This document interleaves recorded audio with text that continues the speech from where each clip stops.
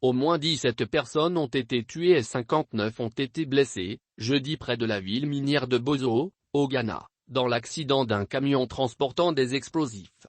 De nombreux bâtiments ont été touchés et les habitants racontent des scènes de désolation.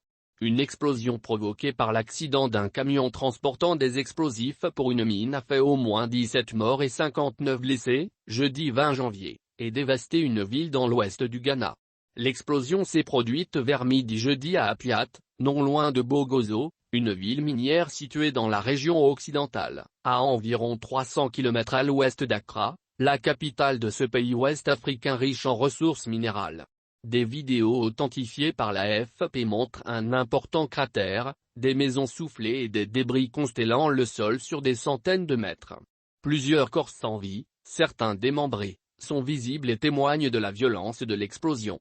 Selon les premiers éléments de l'enquête, c'est un accident impliquant un camion transportant des matières explosives pour une société minière, une moto et un troisième véhicule qui a eu lieu près d'un transformateur électrique et conduit à l'explosion, a indiqué le ministre de l'Information Kojo Oppong-Nkrumah, dans un communiqué publié dans la nuit de jeudi à vendredi.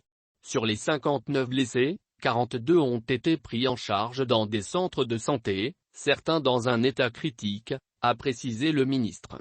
Tous les hôpitaux des environs ont été mobilisés et un plan a été activé pour évacuer les personnes dans un état critique vers Accra. C'est un jeudi noir. Jusqu'à présent, 500 maisons ont été touchées. Certaines ont été complètement rasées par l'explosion tandis que d'autres ont développé des fissures, a déclaré à la AFP dans la soirée Swedzi Sadzi Amedo Onhu, coordinateur adjoint de l'Organisation nationale de gestion des catastrophes. C'est presque comme une ville fantôme maintenant.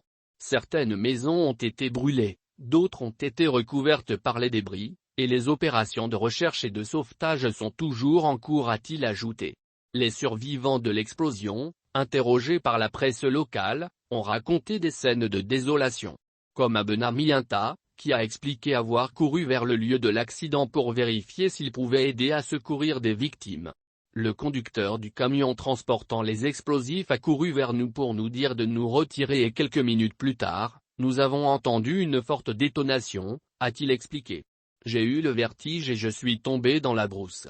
J'ai réussi à me relever et j'ai vu plusieurs corps démembrés dans la rue, a raconté ce témoin, qui a été légèrement blessé aux pieds et aux mains. Afin d'éviter une seconde explosion, les autorités ont déployé une équipe conjointe d'experts de la police et de l'armée. Ils vont examiner la situation et mettre en place des mesures de sécurité, a précisé le gouvernement. Les autorités ont demandé aux habitants de s'éloigner du lieu de l'explosion et d'évacuer vers les villages environnants. Des écoles et des églises ont été ouvertes pour qu'ils puissent y passer la nuit. En fin d'après-midi, le président du Ghana Nana Akufo-Addo avait déploré sur Twitter un événement vraiment triste, malheureux et tragique, et présenté ses condoléances aux familles des victimes. Le Ghana est le deuxième producteur d'or d'Afrique, après l'Afrique du Sud. L'industrie minière dans ce pays implique à la fois de gros acteurs mondiaux mais aussi des activités minières artisanales, dont de nombreuses illégales.